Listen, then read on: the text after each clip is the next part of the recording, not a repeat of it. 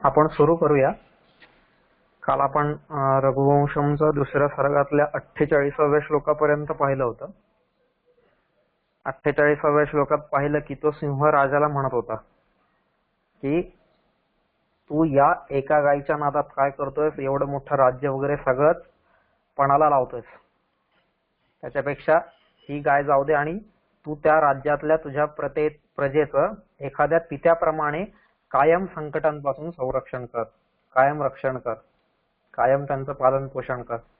असा खूप मोठा तर्क सिंहाने तिथं राजा दिलीपाला दिलेला आहे. आणि तसं पाहता एकदम बुद्धिगम्य हा तर्क वाटतो. तर्कसंगत, तर्कयुक्त अशी ही भाषा तो बोलतोय, नाही का. सिंह असा काहीतरी उचलली जीभ लावली टाळूला असं नाहीये. त्याच्या बोलण्यामागे प्रत्येक ठिकाणी, प्रत्येक वाक्यामध्ये काहीतरी एक मतितार्थ आहे, नाही का. म्हणून हा जो संवाद आहे दिलीप आणि सिंहामधला, हा संवाद खूप काही शिकवून जातो आपल्याला. ठीक आहे. मग आता ती आर्ग्युमेंट झाल्यानंतर सिंह पुढे त्याला म्हणतोय, काय म्हणतोय, 49वा श्लोक आहे. अथैक धेनोरपराध चंडात गुरु कृशानो प्रतिमाद बिभेशी शक्योस्य मन्युर्भवता विनेतुम गाहकोटिश स्पर्शयता घटोध्निः. ठीक आहे. पुन्हा एकदा हा श्लोक वाचतो. अथैक धेनोरपराध चंडात गुरु कृशानो प्रतिमाद बिभेशी शक्योस्य मन्युर्भवता विनेतुम गाहकोटिश स्पर्शयता घटोध्निः. असा हा 49वा श्लोक आहे. आता ही पुढची आर्ग्युमेंट तो करतोय. काय म्हणतोय, अथ एकधेनोः कृशानुप्रतिमात् अपराधचंडात् गुरोः त्वं बिभेषि तर्हि घटोध्निः कोटिशः गाः स्पर्शयता भवता अस्य गुरोः मन्युः विनेतुं शक्यः. नाही का.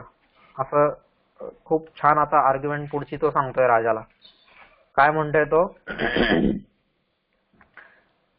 अथ, अथ म्हणजेच आता आधी जो आपण अथ पाहिला होता, मला वाटतं कुठं 46व्या श्लोकात वगैरे पाहिला होता. हा बरोबर, 46व्या श्लोकात आपण पाहिला होता ना, अथ अंधकारं गिरिगौहराणाम. तिथं अथ पाहिलं होतं. तिथं अथचा अर्थ होतो तेव्हा, त्यानंतर, त्यावेळेस असा अर्थ होतो. आणि आता इथं हा जो 49व्या श्लोकातला अथ आहे ना, अथ एक धेनू, इथं अथ आहे.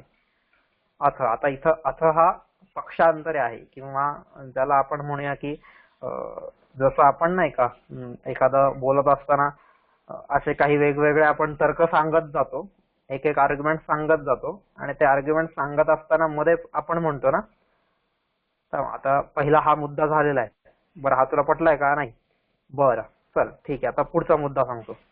बरं, हे जे बरं आहे ना, हा ठीक आहे बरं, तर ते बरं म्हणजे हा अथ आहे. ठीक आहे. बरं चल, तो मुद्दा सोडा, आता पुढचा मुद्दा सांगतो. असं तो बरं हे जे सांगताय ते म्हणजे तो अथ, हा इथं अथ त्या अर्थाने आलेला आहे. अथ बरं चल ठीक आहे. एक धेनो हो गुरु हो, म्हणजेच एक धेनो हो, ज्याच्याजवळ एकच गाय आहे असा, गुरु हो अशा वशिष्ठ गुरुच्या, एक धेनो हो ज्याच्याजवळ एकच गाय आहे अशा वशिष्ठ ऋषींच्या, वशिष्ठ मुनींच्या किंवा तुझ्या गुरूंच्या, कृशानुप्रतिमात, कृशानुप्रतिमात, कृशानु, कृशानु म्हणजे अग्नी, अग्नीसाठी एक समानार्थी शब्द आहे हा कृशानु. ठीक आहे. कृशानु प्रतिमात म्हणजे अग्नी समान असणाऱ्या किंवा अग्निकल्प असणाऱ्या किंवा अग्नीचा गोळा असणाऱ्या अशा, अग्निकल्प. ठीक आहे. अग्निकल्पाप्रमाणे असणाऱ्या किंवा अग्निप्रमाणे ज्याची प्रतिमा आहे असा, कृशानुप्रतिमात अशा अपराधचंडात, अपराधचंडात म्हणजेच अपराधामुळे आलेल्या रागाची, क्रोधाची, नाही का, की एखाद्याने अपराध केला तर त्याच्यानंतर जो आलेला क्रोध आहे, ज्याच्या संदर्भात अपराध केलेला आहे त्याला आलेला जो क्रोध आहे, त्या क्रोधाची, अपराधचंडात, चंड म्हणजे आता प्रचंड क्रोध असा, बिभेशी. बिभेशी म्हणजे त्याची जर तुला भीती वाटत असेल, बिभेशी भीती वाटत असेल तर. म्हणजे काय म्हणते तो, बर, एकच गाय ज्याच्याजवळ आहे अशा वशिष्ठ ऋषींच्या अग्निकल्प अशा अपराधामुळे आलेल्या क्रोधाची जर तुला भीती वाटत असेल तर बिभेशी. जर तुला भीती वाटत असेल, बिभेशी, तर ही त्वम बिभेशी, जर तू घाबरत असशील, जर तुला भीती वाटत असेल तर ही, तर घटोद्निही. घटोद्निही, घटोद्नी म्हणजेच मोठ्या कासेची, जिची कास मोठी आहे अशी, मोठ्या कासेच्या. आता इथं अनेक वचनात जाणार घटोद्निही, मोठ्या कासेच्या, ज्यांची कास मोठी आहे अशा, घटोद्निही. कोटिशः म्हणजे करोडो, कोट्यावधी. गाहा गायी म्हणजेच गायी. आता ज्यांची कास मोठी आहे अशा करोडो गायी, कोट्यावधी गायी.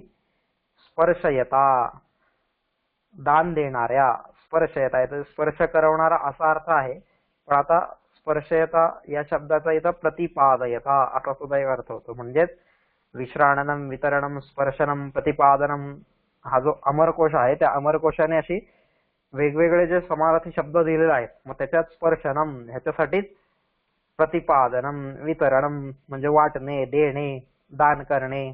ठीक आहे, माझ्या करोडो गायी दान देणाऱ्या, स्पर्शयता म्हणजे दान देणाऱ्या, भवता तुला, भवता म्हणजे तुला, अस्य, अस्य म्हणजे त्याचा, म्हणजे त्याचा म्हणजे कोणाचा, वशिष्ठ ऋषींचा, त्या गुरुचा, त्याचा. मन्युः, मन्युः म्हणजेच क्रोध, कोप, राग.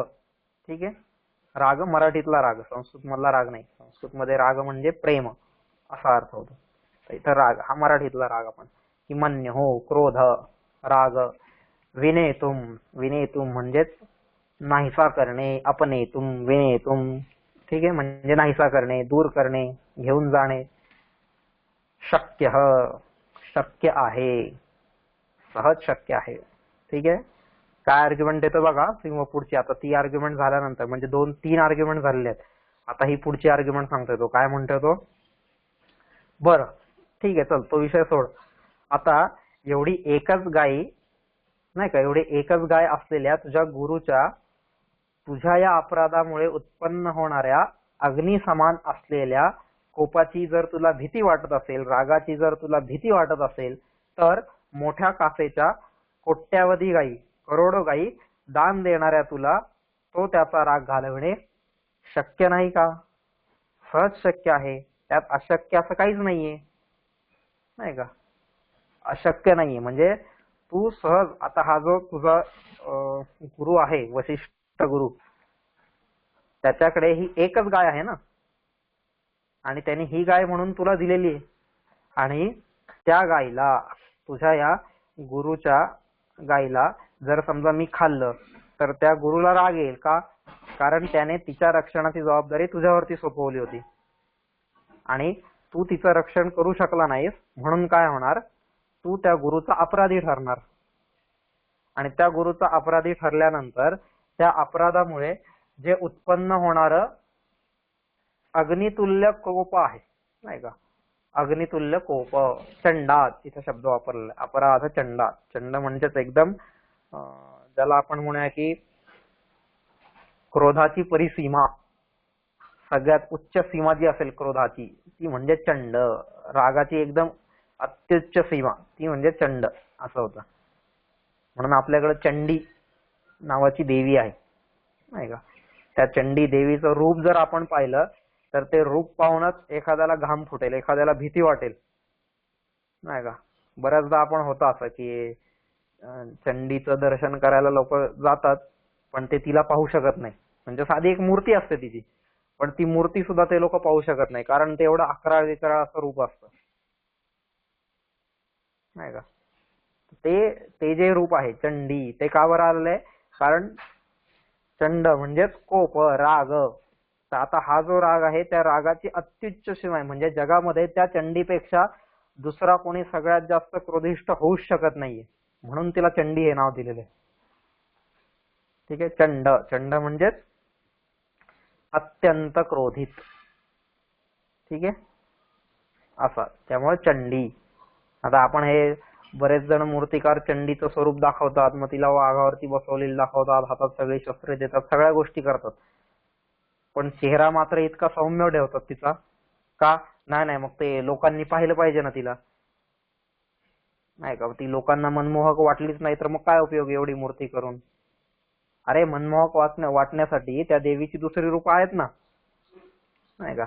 लक्ष्मी असेल, सरस्वती असेल, इतर ज्या ज्या काही सगळे रूप आहेत ती देवीची आहेत, त्याच्यात मनमोहक वाटते ते देवी.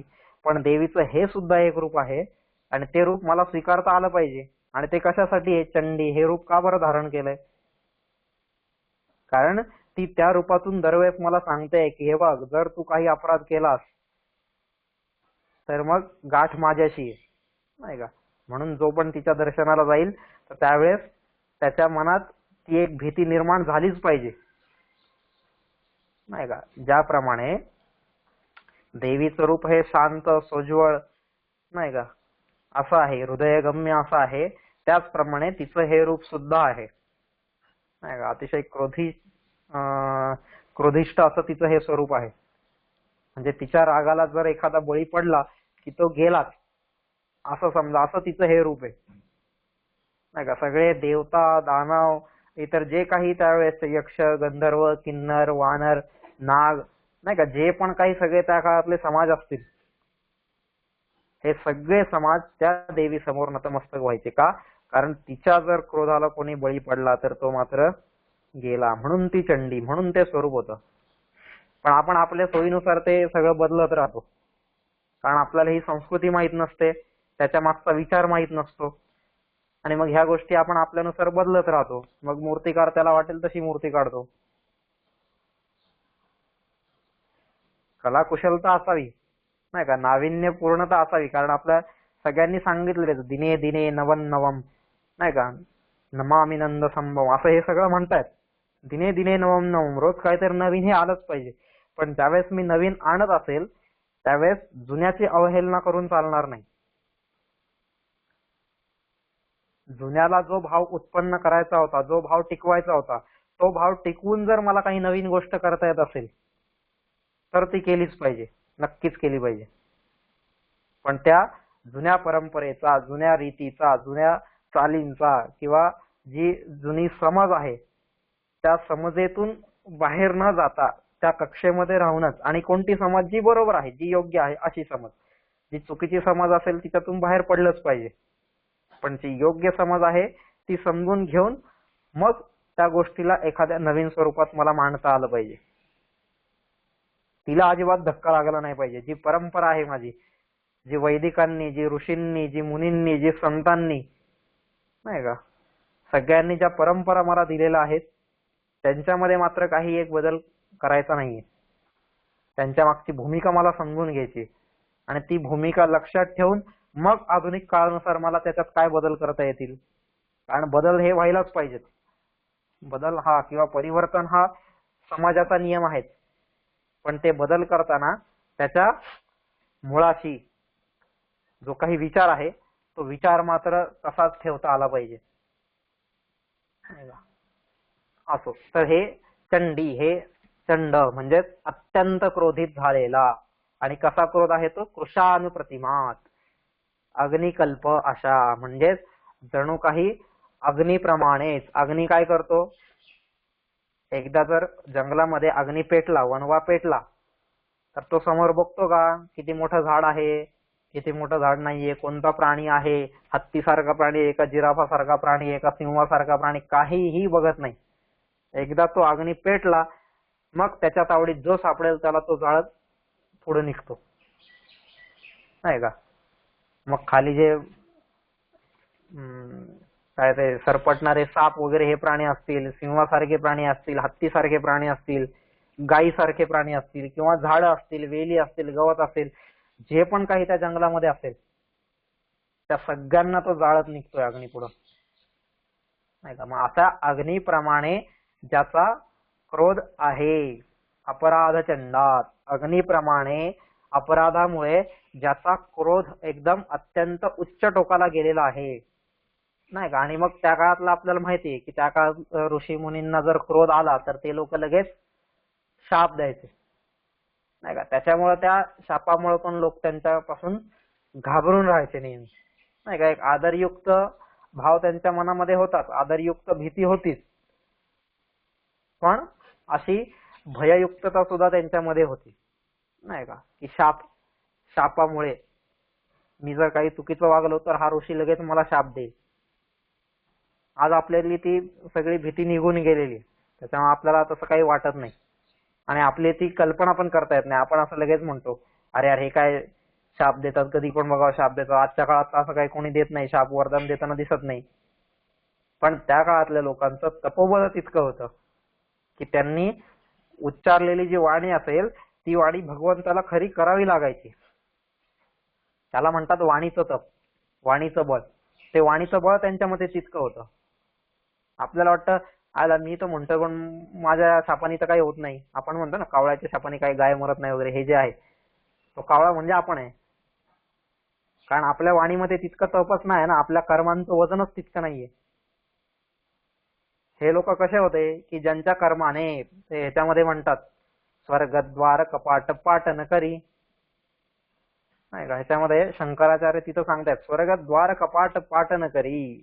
म्हणजेच कसं की जसं आज नाही का, आज आपण मॉलमध्ये जाऊन उभं राहतो आणि मॉलच्या दरवाजामध्ये गेलो की ते सेन्सर असतं तिथं खाली बसवलेलं, की त्या सेन्सरवर एक ठराविक किलोचं वजन पडलं, ते काय त्यांनी तिथं नेमून दिलेलं असेल, कमीत कमी 5 किलो वजन पडलं पाहिजे, कमीत कमी 10 किलो वजन पडलं पाहिजे, असं जे काही त्यांनी ठरवून दिलेलं असेल तेवढं वजन त्याच्यावरती पडलं की तो आपोआपच मॉलचा दरवाजा आहे तो उघडतो. आणि एकदा तिथून ते वजन पुढे निघून गेलं की मॉलचा दरवाजा पुन्हा बंद होतो की नाही. मग तसंच आहे की हे जे साधू संत ऋषी मुनी सगळे हे जे लोक होते ना, प्रल्हाद नारद पराशर पुंडरीक व्यासांबरीश शुक शौनक भीष्म दाल्भ्यान रुक्मांग गदार्जुन वशिष्ठ विभीषणादीन पुण्यान इमान परम भागवतान स्मरामी. हे जे आहेत हे पुण्य परम भागवत असे लोक आहेत. तर ह्या पुण्यकारक परम भागवत अशा लोकांच्या कर्मांचं वजन तितकं होतं की स्वर्गद्वार कपाट पाटन करी, की स्वर्गात मध्ये पण असा एक काहीतरी दरवाजा असेल की तो दरवाजा उघडण्यासाठी तुमच्या कर्मांचं वजन तितकं पाहिजे, नाही का. तुमच्याकडे सत्कर्मांचं तितकं वजन पाहिजे की त्या सत्कर्मांच्या वजनानिशी जर तुम्ही त्या दरवाजाच्या समोर उभे राहिलात तर तो दरवाजा आपोआपच उघडला पाहिजे. आपल्यासारखे लाखो लोक जाऊन त्या दरवाजावरती रोज खेटे घालतात, पण तरीही तो दरवाजा मात्र कधीच उघडत नाही आपल्यासाठी. पण हे साधू संत सज्जन हे जे लोक आहेत, यांच्या नुसत्या पायाच्या अंगठ्याचा जरी तिचा स्पर्श झाला तरी तो दरवाजा त्यांच्यासाठी लगेच उघडतोय. का? कारण त्यांच्या जीवनातील कर्मांचं वजन तितकं आहे.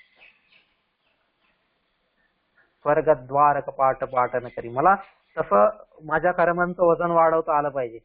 आणि जर माझ्या कर्मांचं वजन तसं असेल, जर माझं तप तितकं असेल तर आपोआपच काय होणार आहे, माझ्या वाणीमध्ये सुद्धा त्याच प्रकारचं बळ तयार होणार आहे.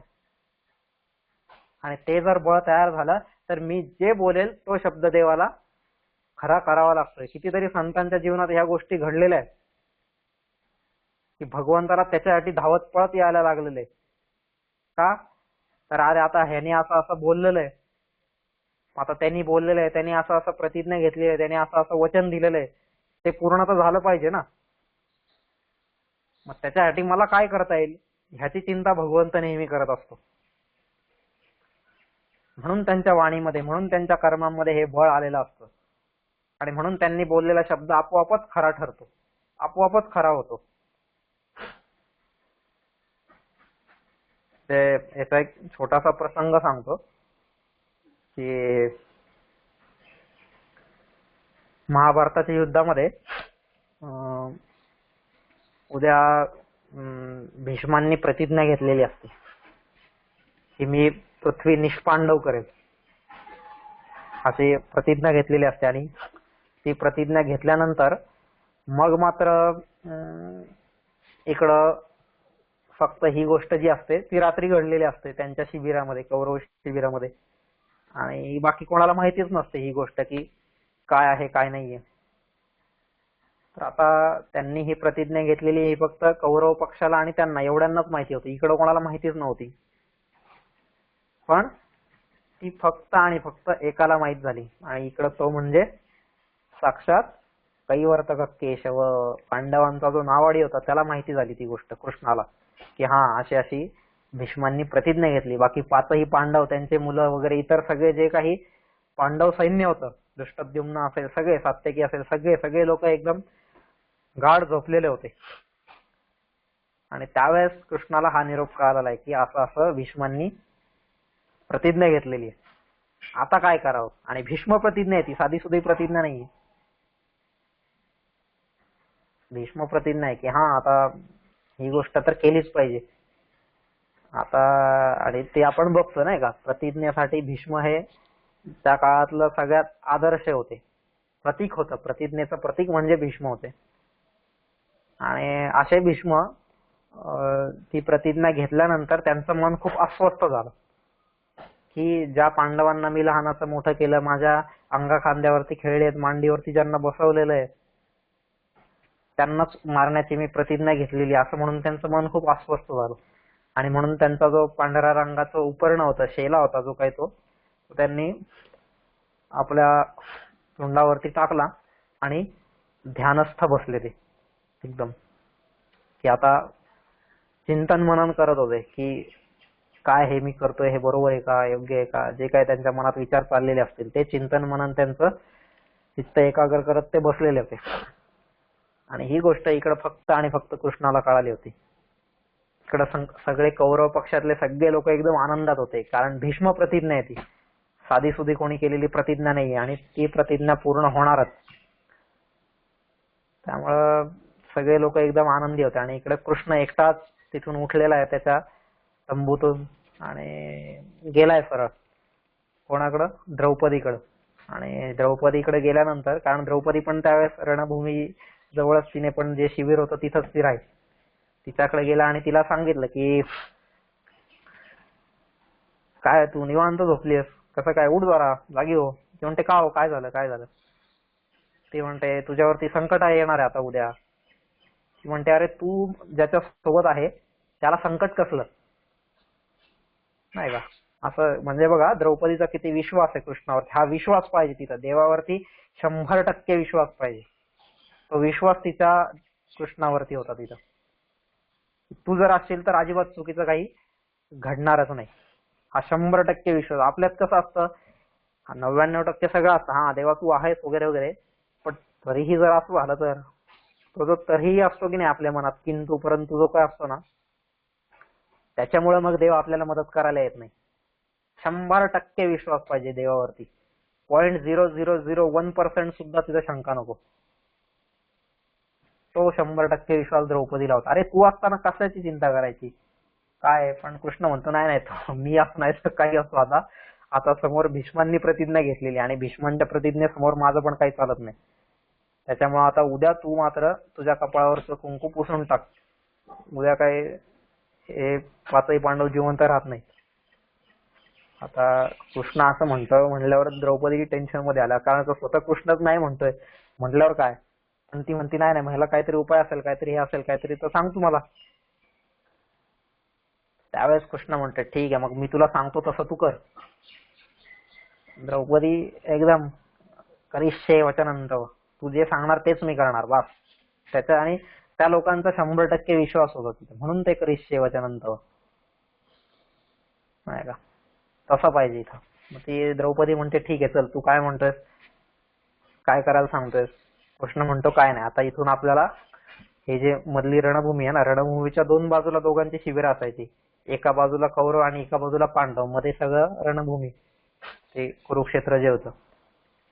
तर आता तुला हे कुरुक्षेत्र ओलांडून पलीकडं कौरवांच्या शिबिरात जायचंय. कधीची वेळ आहे, भर रात्रीची वेळ आहे, रात्रीचा अंधार आहे. अंधारामधून खाली सगळी त्या भूमीवरती सगळीकडे प्रेत पडलेली आहेत, कोणाचे हात तुटलेले आहेत, कोणाचे पाय तुटलेले आहेत, कोणाचा डोळा निखळून पडलेला आहे, कोणाच्या पोटातले आतळे बाहेर आलेत, कुठं रक्ताच्या पाट वाहत आहेत रक्ताचे, कुठं काय असं सगळं ते भयानक वातावरण आहे. आज नुसतं रात्री एखाद्या स्मशानात जरी जायला सांगितलं ना आपल्याला, की काही नाही त्या स्मशानात प्रेत नाहीये, काहीच नाही, तिथं सगळ्या लाईट्स वगैरे लावलेल्या आहेत, सगळी व्यवस्था आहे, तर काही लोक पण बसलेले असतील, तरीही आपल्याला जावं नाही वाटणार त्या स्मशानात. नको नको, स्त्रिया म्हणतील नाही नाही कशाला तिथं जायचं, नाही का. पण ही द्रौपदी अख्खं ते एवढं जे रणभूमीचं मैदान आहे, सगळं ते जे कुरुक्षेत्राचं मैदान आहे, ते सगळं पार करून तिथून चाललेली आहे, सोबत कृष्ण आहे म्हणून, नाही का. सोबत कृष्ण होता आणि त्या कृष्णावरती 100% विश्वास होता म्हणून ती स्त्री तिथून निघालेली आहे आणि सरळ येऊन कौरव शिबिराजवळ पोहोचलेली आहे. आणि लांबूनच तो भीष्मांचा तंबू दिसत होता. आणि भीष्मांचा तंबू दिसत असताना मग कृष्ण तिला म्हणला की ठीक आहे, की आता काय करतो, मी इथं या झाडाखालीच थांबतो आणि तू जा तिकडे भीष्मांच्या तंबूमध्ये जा आणि जेवढं सांगितलंय तसं तसं कर सगळं. बरं म्हणते ठीक आहे. आणि द्रौपदी गेली तिकडं आणि गेल्यानंतर पाहिलं की भीष्म असे उपर्ण अंगावरती ओढून डोळे बंद करून असे बसलेले आहेत तिथं ध्यानस्थ. आणि गेल्या गेल्या जसं आता कृष्णाने सांगितलं होतं सगळं तसंच नाही का नाटक, की गेली आणि गेल्यानंतर तिने मुद्दामून आपल्या हाताच्या बांगड्या वाजवल्या, पायाचं पैंजण वाजवलं की एक स्त्री आलेली आहे ह्या तंबूमध्ये, हे भीष्मांना कळावं म्हणून. आणि तिने असं केल्याबरोबर भीष्मांनी लगेच आशीर्वाद दिला. स्त्री आहे, स्त्री आली आहे म्हणल्यावर भीष्मांनी लगेच आशीर्वाद दिला, काय सौभाग्यवती भव. भीष्मांनी आशीर्वाद दिला तिला, सौभाग्यवती भव, अखंड सौभाग्यवती भव असा आशीर्वाद दिला की कायमचं तुझं सौभाग्य तसं तसं नांदो. आता तिने असा आशीर्वाद मिळाल्यानंतर ज्याप्रमाणे कृष्णाने सांगितलं होतं लगेच द्रौपदी म्हणली काय, इह जन्मनी जन्मांतरे वा. आता तुम्ही हा जो आशीर्वाद दिलाय मला तो या जन्मासाठी दिलाय का पुढच्या जन्मासाठी दिलाय. आणि तिचं हे वाक्य ऐकला बरोबर भीष्म एकदम साचपलेले तिथं. मग भीष्म एकदम भानावरती आले, बापरे असं काय झालं, काहीतरी गडबड झाली, काहीतरी घोळ झाला माझ्याकडून, काहीतरी गोंधळ झालेला आहे. आणि असं म्हणून त्यांनी ते उपकरण काढून पाहिलं तर ती समोर द्रौपदी होती. आणि भीष्मांना वाटलं की एवढ्या रात्री माझ्या तंबूमध्ये जर कोणी स्त्री आलेली असेल तर ती दुर्योधनाची पत्नी भानुमती असेल. भानुमती का आली माझ्याकडे, कारण आज तुम्ही जी प्रतिज्ञा घेतलेली आहे आणि तिच्यामुळे उद्या माझ्या पतीला हे युद्ध जिंकता येणार आहे म्हणून मी तुमची ऋणी आहे वगैरे हे सगळं सांगायला भानुमती आली असेल, जी दुर्योधनाची बायको आहे, असा भीष्मांना तिचा अंदाज झाला. आणि म्हणून त्यांनी तिला सांगितलं की अखंड सौभाग्यवती भव. आणि म्हणून मग ज्यावेळेस द्रौपदी असं म्हणले की इह जन्मनी जन्मांतरे वा, त्यावेळेस मात्र भीष्म भानावरती आले, हा असं आहे तर. आणि मग भीष्मांना कळालं की हे काही हिचं काम नाहीये, ह्याच्या मागे नक्कीच तो कृष्ण असणार आहे असं भीष्मांना लगेच लक्षात आलं. आणि मग भीष्मांनी तिला म्हटलं की हा ही सगळी कृष्णाची लीला आहे, बरोबर माझ्याच शब्दामध्ये मला त्यांनी फसवलेलं आहे वगैरे वगैरे, आणि आता मी मात्र ही गोष्ट करूच शकत नाहीये, नाही का. मग आता कसं काय करणार. तर मग त्यावेळेस त्यांनी तिला विचारलं की हा तू कशी काय आलीस एवढा लांब इकडे. ती म्हणते काय नाही एकटीच आली मी. नाही असं होऊ शकत नाही, तू एकटी येऊ शकत नाही. नाही एकटीच आली मी, नाही तर खरं सांग कोण आहे तुझ्यासोबत. मग ती म्हणते नाही तो तिकडे आहे ना माझ्यासोबत एक सेवक आलेला आहे आणि तो सेवक तिथं झाडाखाली उभा आहे. आणि मग भीष्मांना कळून चुकलं की अरे हा सेवक म्हणजे कोणी सेवक नाहीये, तर हा साक्षात अख्ख्या जगाचा सेवक आहे, नाही का. संपूर्ण जगाचा जो सेवक आहे तो कृष्ण आहे हा. आणि जाऊन भीष्मांनी त्या कृष्णाला नमस्कार केलाय. की असं म्हणजे ह्या सगळ्या प्रसंगातून सांगायचं काय की जे लोक भगवंताचं काम करतात, ज्यांच्या कर्माचं वजन इतकं असतंय ना, तर त्यांच्यासाठी भगवंत स्वतः तिथं धावत येतो प्रत्येक क्षणी. आणि प्रत्येक क्षणी भगवंत तिथं धावत येऊन त्याचं रक्षण करतो, त्याच्या वचनांचं रक्षण करतो, त्याच्या कर्मांचं रक्षण करतो. मग त्याच्यासाठी त्याला सृष्टीच्या नियमामध्ये हात जरी घालावा लागला तरी तो तिथं हात घालतोय. आणि त्याचं रक्षण करतोय. सृष्टीचा नियम काय आहे? एकदा जर गाथा पाण्यामध्ये बुडवली तर गेली ना, त्या कागदाचं परत लगदा तयार होणार, तो लगदा तसाच वाहून जाणार, तो परत कधीच येऊच शकत नाही तिथं. हा सृष्टीचा नियम आहे. पण त्या सृष्टीच्या नियमा व्यतिरिक्त त्याच्यामध्ये हात घालून भगवंत काय करतायत? ती गाथा पुन्हा तुकारामांची पाण्याच्या वर काढतायत 13 दिवसांनंतर.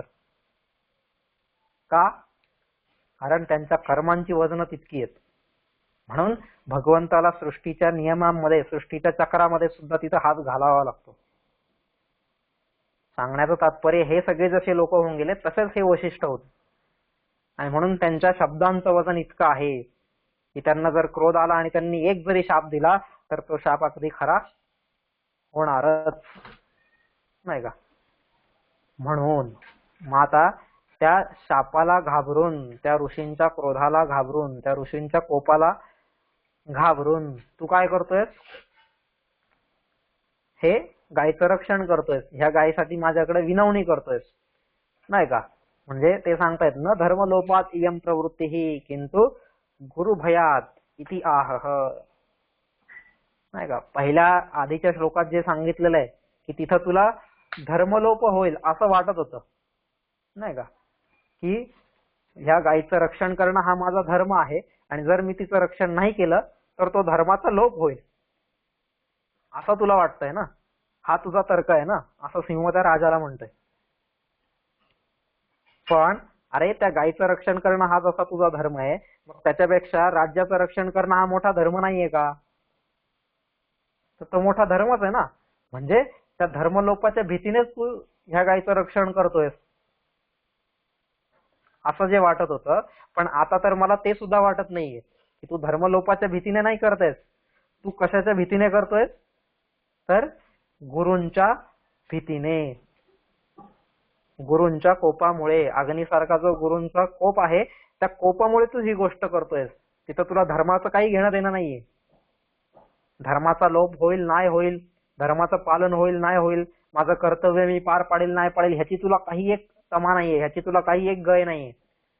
ह्याच्यासाठी तू हा विचार करतच नाहीये. तुझ्या डोक्यामध्ये काय आहे? फक्त आणि फक्त एकच गोष्ट आहे की आज जर ह्या गायीचा इथं नाश झाला, ही गाय जर मेली आणि जर मी तेच तसंच तोंड घेऊन जर ऋषींकडे गेलो तर ऋषी तिथल्या तिथं मला शाप देतील, नाही का? कारण ह्या गायचं संरक्षण करणं ही माझी जबाबदारी होती. माझ्या जबाबदारीवरती त्यांनी ही गाय पाठवलेली होती आणि तिचं जर रक्षण मी नाही केलं तर ते मला शाप देतील. म्हणजे या शाप देतील ह्या भीतीमुळे तू ह्या गायचं रक्षण करतोयस, नाही का? ही जी ती प्रवृत्ती आहे, नाही का, ज्या प्रवृत्तीमुळे तू इथं मला परत परत विनवणी करतोयस ह्या गायीला सोड वगैरे म्हणून, पण ही तुझी प्रवृत्ती कशामुळे? त्या गुरूंच्या शापामुळे. त्या शापाची तुला खूप भीती वाटते आणि साहजिक आहे, ते कोणालाही वाटणार. कारण त्या वाणीमध्ये बळच तितकं होतं की भगवंत आपोआपच त्यांची वाणी ही सिद्ध करतोय. कारण त्यांनी भगवंताचं तेवढं काम केलेलं आहे आणि जो भगवंताचं काम करेल त्याच्या पाठीशी भगवंत हा नेहमी उभा राहणारच आहे. मग तुला ही भीती वाटत होती म्हणून तू काय केलंस? ही प्रवृत्ती केलीस, म्हणून तू हा व्यापार केलास, म्हणून तू मला सांगतोयस की त्या गायीला सोड. अरे पण एवढंच आहे, एवढीच जर तुला भीती वाटते त्या ऋषीची तर जाऊ दे ना, कशाला एवढी चिंता करतोयस? त्या ऋषींकडे काय आहे? इनमिन एवढी एकच गाय, नाही का? मग ही गाय, ह्या गायीला जाऊ दे तिकडं, तिच्याने मी माझं पोट भरेल. पण मग तू काय कर, त्या ऋषींचा क्रोध शांत तुला करायचा आहे ना, मग त्यांना म्हणावं ज्याप्रमाणे ही गाय आहे अशाच मला कोटी, कोटी म्हणजे करोड. आता इथं कोटी शब्दाचं वेगवेगळा अर्थ होऊ शकतात. कोटी म्हणजे करोड सुद्धा किंवा कोटी म्हणजे प्रकारच्या, ठीक आहे? आपल्या ह्याच्यात आहे ना कोटी, म्हणजे आपण म्हणतो 33 कोटी देवता, 33 कोटी देव. आता 33 कोटी देव म्हणजे काय? 33 करोड हा आकडा का? नाही, 33 कोटी. कोटी या शब्दाचा अर्थ होतो प्रकार. 33 प्रकारचे देव असा आहे त्याचा अर्थ, ठीक आहे? 33 प्रकार. वेदांमध्ये जे सगळे देव आहेत 33 प्रकारचे देव आहेत, 33 कोटी. कोटी या शब्दाचा अर्थ, एक अर्थ होतो प्रकार आणि एक अर्थ होतो करोड, ठीक आहे? त्याच्यामुळे आपल्यातल्या बऱ्याच जणांना असं वाटतं 33 कोटी देव म्हणजे 33 करोड देव, हे नाही, 33 प्रकारचे देव असा त्याचा अर्थ आहे तिथं. ज्यांना आता संस्कृत माहित नसतं त्यांच्यासाठी सगळं सारखंच असतं. त्याच्यासाठी संस्कृत शिकलो पाहिजे आपण. ती खरी आपल्याला आपली संस्कृती शिकवणार आहे. ठीक आहे. तर मग अशा कोटीश, अशा कोट्यावधी गायी आपण म्हणूया, किंवा अशा अनेक प्रकारच्या गायी, नाही का. कशा गायी की ज्यांची कास एकदम मोठी आहे. घटोदनिही, उधन किंवा उधस किंवा उध असा शब्द आहे, त्याचा अर्थ होतो कास. ठीक आहे. गायची जी कास असते खाली, जे गायचं जे आचळ असतं मोठं, ते कास. तर जिच्या कासा मोठ्या आहेत, म्हणजे मोठ्या कासांच्या गाया, ज्यांच्या कासा मोठ्या आहेत, अशा करोडो गायी. आता करोडो पण घेऊ शकतो किंवा वेगवेगळ्या प्रकारच्या पण. ठीक आहे. प्रकारच्या म्हणजे खिल्लारी, काठियावाडी किंवा जे काय जे काय प्रकार असतील त्या गायांचे त्या काळात, ते प्रकार, किंवा मग करोडो गायी, खऱ्या अर्थानं करोड अशा सुद्धा गायी तू काय करू शकतोय, दान देणाऱ्या तुला स्पर्शयता, त्या गायी तू दान कर. कोणाला दान कर? वशिष्ठ ऋषींना दान कर. आणि त्या दान केल्या तर ऋषींचा मन्य हो, ऋषींचा क्रोध, ऋषींचा राग हा नाहीसा करणं हे तुझ्यासाठी काही अशक्य नाहीये. हे तू सहज दूर करू शकतोय, नाही का. त्या ऋषींना पण किती छान वाटेल की अरे आजपर्यंत माझ्याकडे एकच गाय होती, आता यांनी 1 करोड गाय आणून दिल्यात मला. ते ऋषी पण खुश होतील ना उलट तुझ्यावरती. त्या एका गायीला काय तू एवढं घेऊन बसलास, सोडून दे. आणि जे मी आधी म्हटलं होतं की तुला धर्माची भीती आहे म्हणून तू हे काम करतोय, पण तसं काही नाहीये. तुझ्या मनामध्ये त्या ऋषींच्या कोपाची भीती आहे, धर्माची काहीच भीती नाहीये. आणि ती भीती घालवण्यासाठी, ऋषींच्या कोपाची भीती घालवण्यासाठी, ऋषींच्या शापाची भीती घालवण्यासाठी दे त्यांना करोडो गायी. ते पण खुश होतील, तू पण खुश, मी पण खुश. मला पण ही गाय खायला मिळेल. माझा पण हा उपवास जो एवढ्या दिवसांचा घडलेला आहे तो उपवास सुटेल. कसं कळत नाहीये तुला? एवढे सामान्य लॉजिक आहेत ना हे सगळ्या गोष्टी. म्हणजे बघा सिंह किती त्याला व्यवस्थित पटवून सांगतोय राजा दिलीपाला. आणि प्रत्येक तर्क हा सिंहाचा अगदी विचारणीय आहे. विचारणीय म्हणण्यापेक्षा अनुकरणीय आहे. त्याच्यावरती कृती ही केलीच पाहिजे. असे एकदम बुद्धीला पटणारे असे तर्क देतोय सिंह इथं प्रत्येक वेळेस. ठीक आहे. तर असा हा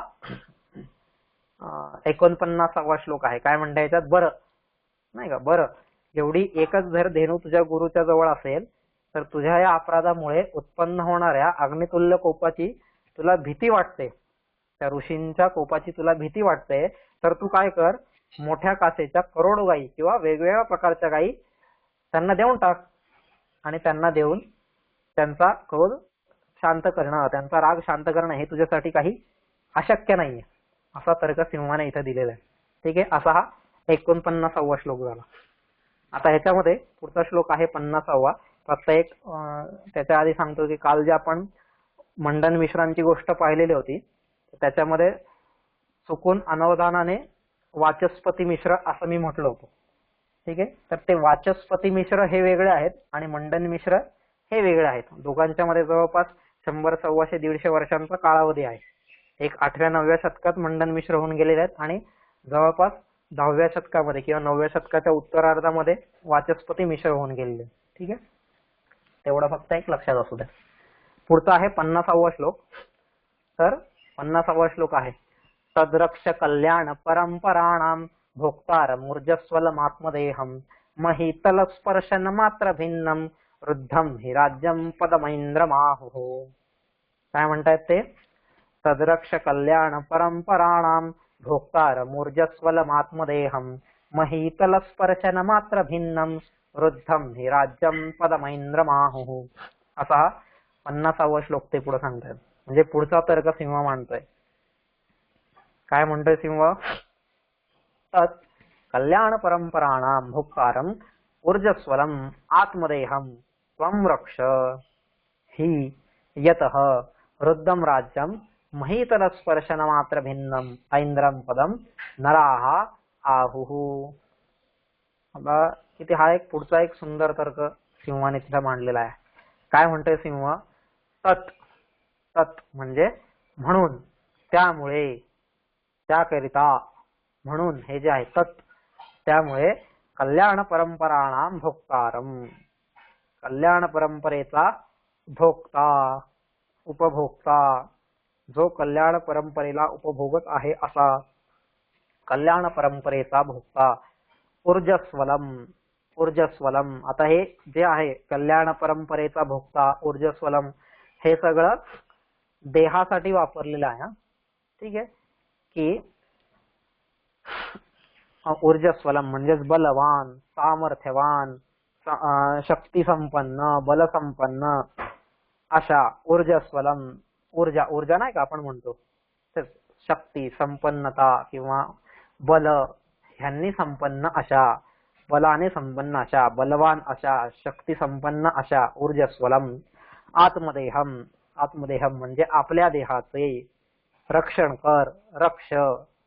ठीक आहे. म्हणून कल्याण परंपरांचा उपभोक्ता असलेला आणि बलवान, सामर्थ्य संपन्न, शक्तिशाली अशा आपल्या देहाचं तू काय कर, त्वम रक्ष, तू रक्षण कर. ही रुद्धम राज्यम. कारण समृद्ध राज्य, समृद्ध असे राज्य, रुद्ध रुद्ध म्हणजे समृद्ध, समृद्ध असं राज्य महीतल स्पर्शन मात्र भिन्नम. येथे भूतलावरती आहे एवढाच त्यात जो काय तो फरक, मात्र भिन्नम. मात्र भिन्न म्हणजे तेवढाच काय तो फरक, भिन्न म्हणजे फरक. महीतल स्पर्शन म्हणजेच हे जे समृद्ध असं राज्य आहे ते कसं आहे, मही. मही म्हणजे पृथ्वी, पृथ्वी तलाला स्पर्श करणार म्हणजेच पृथ्वी तलावरती म्हणजे भूतलावरती असणार हे राज्य आहे. एवढाच काय तो फरक आहे. नाहीतर बाकी तर ते ऐंद्रम पदम आहुहू. नाहीतर हे तर इंद्रपदच आहे असंच म्हटलं पाहिजे, असंच म्हणतात नाही का. ऐंद्रम पदम आहू हे तर इंद्राचंच पद आहे, हे तर इंद्रपदच आहे किंवा हा स्वर्गच आहे असंच ते लोक म्हणतायत नाही का.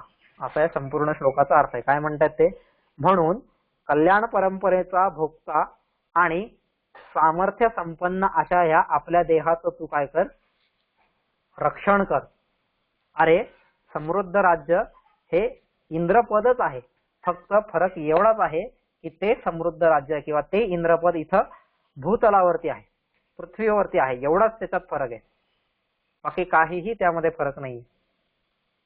असा एक पुढचा तर्क सिंह राजाला देतोय. काय म्हणतोय सिंह की म्हणून कल्याण परंपरेचा भोक्ता नाही का. हे जे आपलं शरीर आहे हे शरीर कसं आहे, कल्याण परंपरेचा भोक्ता आहे, त्याचं भोक्तृत्व आपल्याला प्राप्त झालेलं आहे असं हे आपलं शरीर आहे नाही का. ही कल्याण परंपरा आहे. कोणामुळे आहे, आज आपण या शरीराचा जो उपभोग घेत आहोत हे कोणामुळे आहे, त्या कल्याण परंपरेमुळे आहे नाही का. ह्याच्यासाठी आधी काहीतरी कित्येक तरी लोकांनी कष्ट घेतलेले आहेत, त्याच्यामुळे आज मी सहजगत्या या शरीराचा उपभोग इथं घेतोय नाही का. आपण साधे साधे हे म्हणतो ना, अगर एक शिवाजी न होता तो हम सब मुसलमान होते, एक शंकराचार्य नहीं होते तो हम सब बुद्ध होते. आता हे जे सगळे वाक्य आहेत म्हणजे त्या एकेकाने काहीतरी त्याच्या मागे कष्ट घेतलेले आहेत ना, की जेणेकरून मी आज सुख समाधानाने या शरीराचा इथं उपभोग घेतोय. स्वातंत्र्य लढ्यामध्ये हजारो लोक आहेत ना का, टिळक गोखले फुले रानडे आगरकर वैखरी, हे जे लोक आहेत नाही का, टिळक गोखले फुले रानडे आगरकर वैखरी, स्वातंत्र्याच्या पाच मशाली झळती वेलींवरी, या ज्योतींवर दीप पेटवा चला भविष्याकडे, समतेचे हे तुफान उठले उठले सागरकडे. आता हे जे सगळे लोक आहेत, टिळक गोखले फुले रानडे आगरकर वैखरी, भगतसिंग, सुखदेव, राजगुरू, हे जे सगळे जेवढे क्रांतिकारक जे लोक झालेत, ज्यांनी स्वातंत्र्य लढ्यासाठी आपलं बलिदान दिलेलं आहे नाही का. मग ते मवाळ पक्षातले असतील, जहाल पक्षातले असतील, कुठले का असेना, त्या स्त्रिया असोत, ते लहान मुलं असोत ना का, शिरीष कुमार असेल, बाबू गेनू असेल, अजून कोणी कोणी असतील, मग ते भारतात काम करणारे असोत, भारताच्या बाहेर जसं सावरकर असतील, मॅडम कामा असतील, मदनलाल धिंगरा असतील किंवा अजून जे कोणी असतील, हे सगळ्या लोकांनी जे कष्ट घेतलेले आहेत त्या सगळ्यांच्या कष्टाचं चीज म्हणून मी आज या देहाचा उपभोग घेतोय की नाही. त्यांनी जर त्या काळात हे कष्ट घेतले नसते तर आजही मी ब्रिटिशांचे चाबूक खातच राहिलो असतो, आजही मी ब्रिटिशांच्या लाठीचा मार खातच राहिलो असतो, आजही मी त्यांची गुलामी करतच राहिलो असतो. पण ही सगळी काय आहे, एक कल्याण परंपरा आहे आणि त्या कल्याण परंपरेचा मी उपभोक्ता आहे. मी म्हणजेच माझा हा जो देह आहे, हा देह त्या कल्याण परंपरेचा उपभोक्ता आहे, नाही का. अगस्ती, वशिष्ठ, याज्ञवल्क्य, विश्वामित्र, किती किती शतार्थीन, भृगु, वामदेव, वशिष्ठ, कितीतरी ऋषींची नावं घेता येतील. ह्या सगळ्यांनी इथं कर्म केलेली आहेत आणि त्यांच्या कर्माने जी ही भूमी कल्याणयुक्त झालेली आहे, त्या कल्याणयुक्त भूमीचा, त्या कल्याणयुक्त परंपरेचा आपण भोगता आहोत, नाही का. काय वाटतं आपल्याला की माणूस आधी जो दुसऱ्या माणसाला मारून खात होता, नर मांस भक्षी असे लोक होते आधी. मग त्याच्यानंतर तो प्राण्यांना मारून खायला लागला.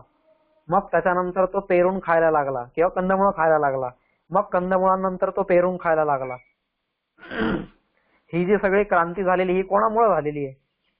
ही या ऋषीमुनींमुळे झालेली आहे ना, नाही का. विचार करा ना, ह्यांनी किती कष्ट घेतलेले आहेत आपल्यासाठी. ही सगळी कल्याण परंपरा आहे, ठीक आहे. आणि त्या कल्याण परंपरेचे आपण फक्त उपभोक्ता आहोत. त्याच्यामुळे त्या कल्याण परंपरेला अजिबात धक्का लावण्याची पण आपण हिम्मत करता कामा नये, नाही का. त्या कल्याण परंपरेला अजिबात चुकूनही धक्का लागता कामा नये, ह्याची काळजी आपण घेतली पाहिजे. म्हणजे तेवढं मोठं दायित्व आपल्यावरती आहे, तेवढं मोठं कर्तव्य आपल्या समोर आहे. कारण त्या कल्याण परंपरेचे पाईक आपल्याला व्हायचंय, त्या कल्याण परंपरेचं वाहक आपल्याला व्हायचंय. त्या कल्याण परंपरेचे उपभोक्ता आपण झालेलो आहोत, पण फक्त भोक्तृत्व न ठेवता त्याचे वाहक झालो पाहिजे. तीच कल्याण परंपरा मला पुढच्यापर्यंत घेऊन जाता आली पाहिजे, नाही का. कल्याण परंपरा म्हणजे ही जी सगळी संस्कृती आहे आपली, ती सगळी संस्कृती मला अशी नुसती तिचा उपभोग न घेता ती पुढे घेऊन जाता आलं पाहिजे. तर खऱ्या अर्थाने मी त्या संस्कृतीचा पाईक होईल, त्या संस्कृतीचा वाहक होईल, त्या संस्कृतीचा पुत्र होईल. ह्याच्यासाठी मी काहीतरी प्रयत्न केला पाहिजे.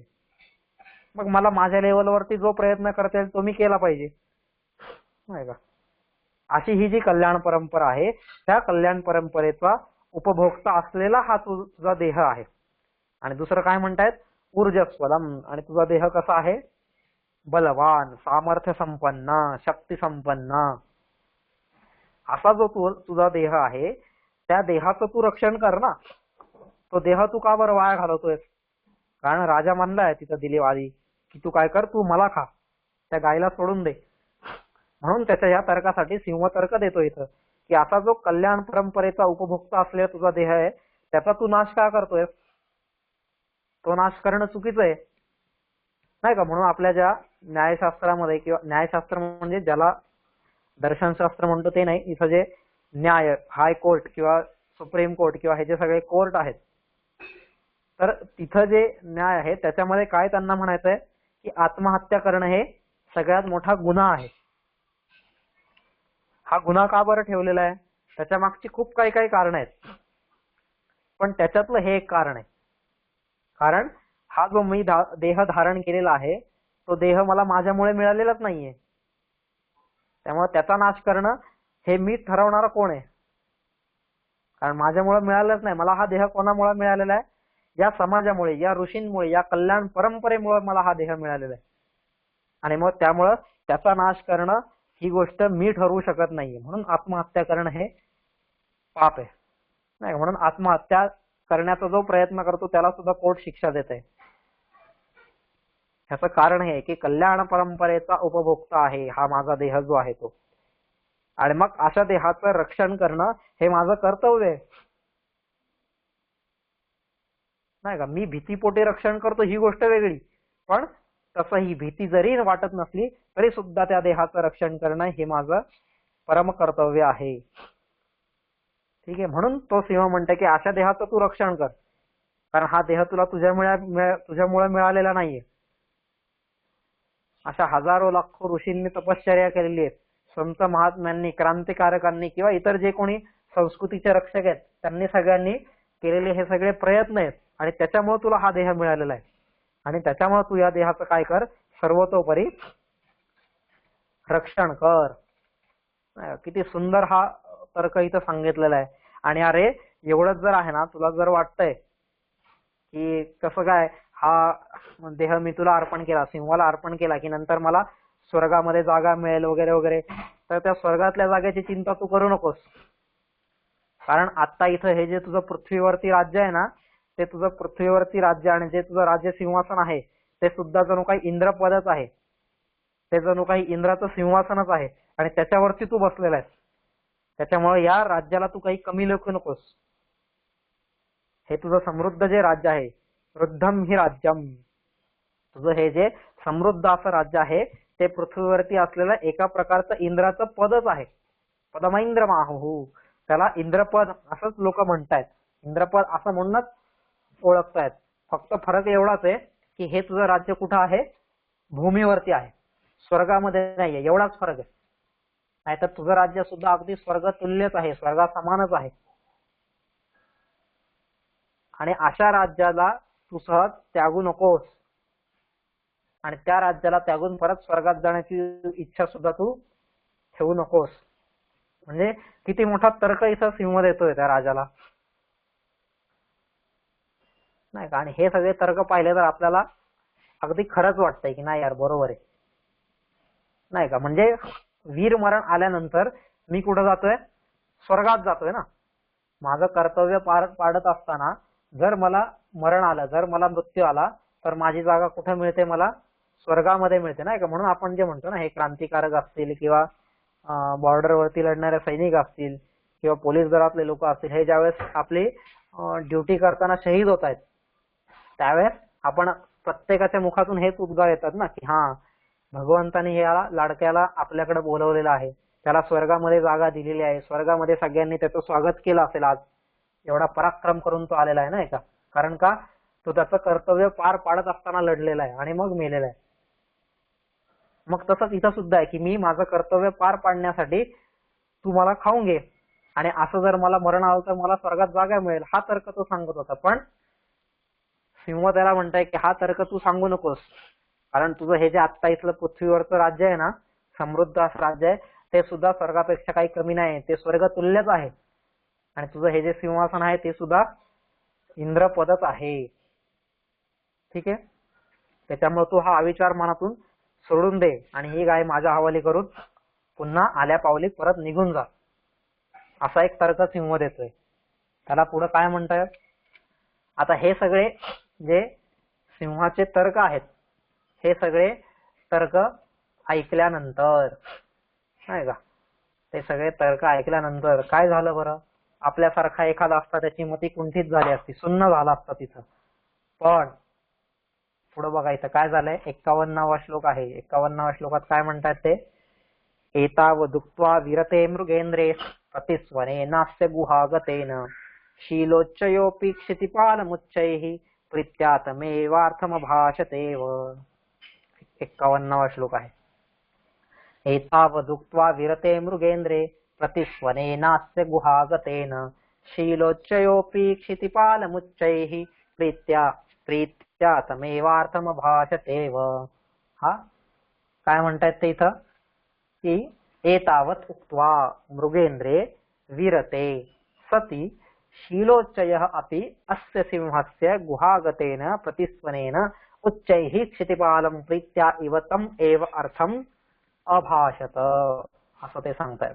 काय म्हणतायत ते, एतावत उक्त्वा, एतावत अशा प्रकारे, उक्त्वा म्हणजे बोलून, अशा प्रकारे बोलून, मृगेंद्रे विरते, मृगेंद्र, मृगेंद्र म्हणजे सिंह, प्राण्यांचा जो इंद्र आहे, पशूंचा जो इंद्र आहे, पशूंचा जो राजा आहे. मृगेंद्रे विरते, सिंह विराम पावला असता, विरते, रत, रत म्हणजेच मग्न, आणि विरत म्हणजे त्याच्यापासून दूर होणं, नाही का. रत, आपण रत म्हणजे म्हणतो ना, अमुक अमुक त्याच्यामध्ये किती रत झाला आहे, किती मग्न झाला आहे. आणि मग विरत म्हणजे त्याच्यापासून दूर होणे, अजिबात त्याचं तिथं काही लक्ष नाहीये किंवा तो त्याच्यापासून बाजूला झालेला आहे असा. मग एतावदुक्त्वा विरते मृगेंद्रे, असं बोलून ज्या वेळेस सिंह तिथून बाजूला झाला, बाजूला झाला म्हणजे काय, जे त्याचं बोलणं होतं त्या बोलण्यापासून बाजूला झाला, म्हणजे त्याने विराम घेतला, तो शांत झाला, त्याने आपलं बोलणं थांबवलं, त्याने आपलं वक्तव्य स्टॉप केलं तिथं, असा. अशा प्रकारे एतावदुक्त्वा विरते मृगेंद्रे, अशा प्रकारे बोलून सिंह ज्यावेळेस विराम पावला, सिंहाने ज्यावेळेस विराम घेतला, सिंह विराम पावला असता अस्य त्याच्या म्हणजेच त्या सिंहाच्या गुहागतेन प्रतिस्वनेन गुहेमध्ये दुमदुमणाऱ्या प्रतिध्वनीने, नाही का, ज्यावेळेस गुहेमध्ये आपण संभाषण करतोय त्यावेळेस काय होतंय, आपोआपच आपले प्रतिध्वनी त्या गुहेमध्ये उमटत असतात. नाही का, आपण कुठल्याही गुहेमध्ये जात नाही, कारले भाजी जा, अजून कुठे जा, एलिफंटा केव्ह जा, कुठे जा, प्रत्येक गुहांमध्ये गेलो की तिथं काय होतं, आपला आवाज घुमतो. आणि ही तर हिमालयातली गुहा आहे, मग तिथं आवाज घुमणार नाही का, सहज घुमणार. मग अस्य त्याच्या गुहेत दुमदुमणाऱ्या प्रतिध्वनीने, म्हणजे सिंह जे बोलत होता आणि त्याच्या बोलण्यानंतर जो प्रतिध्वनी तिथं उत्पन्न होत होता, तर त्या प्रतिध्वनीने शीलोच्चयोपी, शीलोच्चय म्हणजेच आपण मागा हा शब्द पाहिला, पर्वत, नाही का, उच्च शिला असं जे आहे, उंच जो दगड आहे, उंच जो शिला आहे ती म्हणजेच काय, आता पर्वत. तर शीलोच्चयोपी पर्वत देखील, पर्वत सुद्धा, प्रीत्या, प्रीत्या म्हणजेच प्रेमाने, पर्वत सुद्धा प्रेमाने, उच्चैही उंच स्वराने, उच्चैही म्हणजेच मोठ्याने, उंच स्वराने, क्षितिपालम, क्षितिपाल म्हणजेच जो संपूर्ण क्षितिजाचं पालन करत आहे तो, क्षितिपालम म्हणजेच त्या राजाला, क्षितिजापर्यंत त्याचं राज्य होतं ना, मग क्षितिजापर्यंत ज्याची भूमी आहे, ज्याचं राज्य आहे आणि त्याचं जो रक्षण करत आहे असा क्षितिपालम, असा तो राजा, तमेवार्थम, तमेवार्थम तोच आशय, अभाषतेव जणू काही सांगता झाला, अभाषतेव जणू काही तेच सांगत आहे असं भासलं, अभाषतेव जणू काही सांगता झाला. काय म्हणतात, ह्याप्रमाणे बोलून तो सिंह थांबला असता गुहेत दुमदुमणाऱ्या त्याच्या प्रतिध्वनीने तो पर्वत देखील राजाला मोठ्या प्रेमाने, मोठ्या आवाजात तीच गोष्ट सांगत आहे असा भास झाला, असे भासले, असे वाटले, नाही का. म्हणजे तो सिंह तर सांगतोय राजाला की अरे तू हे सगळं सोड, त्या गायला इथं सोडून निघून जा, त्याच्यासाठी एवढे सगळे तर्क सिंहाने दिलेले. आणि हे फक्त सिंहाने सांगितलेलं असं नाहीये, तर जणू काही त्या सिंहाचा जो प्रतिध्वनी येत होता आणि त्या प्रतिध्वनीमुळे त्या गुहेतून जो परत परत आवाज येत होता त्याच्या राजाच्या कानावरती, नाही का, एकदा शब्द उच्चारला की पुन्हा 10-10 वेळा तोच शब्द ऐकू येतो. आणि मग असे ते प्रतिध्वनी जे ऐकू येत होते आणि कसे होते, साक्षात सिंह गर्जना आहे, ती सिंहाच्या आवाजात बोलतोय सिंह तिथं, नाही का. सिंहाची गर्जना जर आपण कधी ऐकली, अशी इकडे तिकडं नका ऐकू कधी की गेलेत कुठेतरी राणीच्या बागेत, गेलेत कुठेतरी कात्रज संग्रहालयात, गेलेत अजून कोणत्यातरी प्राणी संग्रहालयात, आणि मग तिथं ऐकली असं नाही. असं खरंच कधीतरी जा तिकडं सौराष्ट्रामध्ये जा, जुनागड मध्ये जा गुजरातला, आणि तिथं जाऊन खरंच एकदा कधीतरी त्या असं कुठेतरी जंगलामध्ये जाऊन त्या सिंहाची डरकाळी एकदा ऐका, तिथं गर्जना त्याची ऐका. आणि ती जेव्हा आपण ऐकू ना त्यावेळेस खरं कळेल की काय त्याचा आवाज असतोय. किंवा जंगलामध्ये जाऊन एखाद्या वाघाचा आवाज ऐका, वाघाची डरकाळी ऐका, त्याची गर्जना ऐका, तर एकदम हृदय भेदून टाकणारी अशी ती गर्जना असते. आणि अशा गर्जनेने तो सिंह ज्यावेळेस त्या गुहेमध्ये बोलतोय तर काय गत झाले असेल तिथं, कसा आवाज निघत असेल. आणि त्या आवाजाने जणू काही तो पर्वत जो आहे तो पर्वत पुन्हा पुन्हा तीच गोष्ट, तोच आशय अगदी मोठ्या प्रेमाने म्हणा पण मोठ्या आवाजात त्या राजाला सांगतोय, असा जणू काही भास होत होता, असं कालिदास म्हणतोय. की जणू काही असंच भासलं की तो सिंह तर सांगून झाला, सिंह तर आता बोलण्याचं थांबला, पण सिंहाने सांगितल्यानंतर तो जो पर्वत आहे तो पर्वत सुद्धा राजाला तीच गोष्ट सांगतोय की अरे राजा, हा जो सांगतोय ते सगळं बरोबर आहे आणि तू ह्याचंच पालन कर, तू या गायीला इथं सोडून दे. म्हणजे तो पर्वत पण सांगतोय, तो सिंह पण सांगतोय, आजूबाजूचे सगळे लोक सांगतोय, महादेवाचा गण आहे वगैरे वगैरे, या सगळ्या गोष्टी, हे सगळे जर सिच्युएशन आपल्या डोळ्यासमोर ठेवली आपण, तर त्या राजा दिलीपाच्या जागी जर आपण असतो तर आपण काय केलं असतं. हे सगळे तर्क ऐकून, ही सगळी परिस्थिती जाणून प्रत्येक क्षणाला म्हणजे आपण त्या सिंहाला म्हणलो असतो, बस बस बस आता नको बोलू तू, हे काय तुझं तुझी, आणि मी जातो, असं प्रत्येक क्षणोक्षणी आपण केलं असतं. पण इथं मात्र राजा दिलीप, तो राजा दिलीप होता. तो कसा होता, काय होता, हे खरंच सुंदर पाहण्यासारखे असा हा सुंदर दुसरा सर्ग आहे आणि त्यातला हा जो संवाद आहे हा संवाद खरंच खूप सुंदर आहे. म्हणून आपण सगळ्यांनी ह्या अशा गोष्टींचा अभ्यास केला पाहिजे की ज्याच्यातून आपल्याला संस्कृती कळेल आणि ती संस्कृती माझ्यामध्ये भिनेल आणि माझ्यामध्ये सुद्धा त्यांच्यासारखे 2 गुण तरी का होईना जीवनामध्ये उतरवण्याचा मी प्रयत्न करेल. त्या प्रयत्नामध्ये किती यशस्वी येईल अयशस्वी होईल तो भाग वेगळा, पण प्रयत्न मी करण्याचं सोडणार नाही. ठीक आहे, त्याच्यासाठी हा सगळा अभ्यास करायचा आहे. ठीक आहे, तर ह्याप्रमाणे तो मृगेंद्र बोलून थांबला असता गुहेत दुमदुमणाऱ्या त्याच्या प्रतिध्वनीने तो पर्वत देखील राजाला मोठ्या प्रेमाने मोठ्या आवाजात ते सांगत आहे असे भासले. ठीक आहे, म्हणजे ज्यावेळेस मी एखाद्या कर्तव्य करण्यासाठी उभा असतो तर त्यावेळेस मला असे हजारो लोक भेटतात की जे मला माझ्या कर्तव्यापासून दूर करण्याचा प्रयत्न करतात, हे इथून सांगायचंय. म्हणजे सिंहाने तर दूर करण्याचा प्रयत्न केलाच, पण तो पर्वत सुद्धा ती गुहा सुद्धा जणू काही ते शब्द सुद्धा त्या राजाला आपल्या कर्तव्यापासून दूर करण्याचा प्रयत्न करतायत. पण असं सगळं असताना सुद्धा राजा कसा तिथं अडिगपणे उभा राहिलेला आहे, स्थिर उभा राहिलेला आहे, अविचल पर्वताप्रमाणे उभा राहिलेला आहे आणि त्यात तो कसा यशस्वी झालेला आहे हे सगळं आता आपण उद्यापासून पुढे पाहूया. ठीक आहे, खूप सुंदर श्लोक आहेत हे.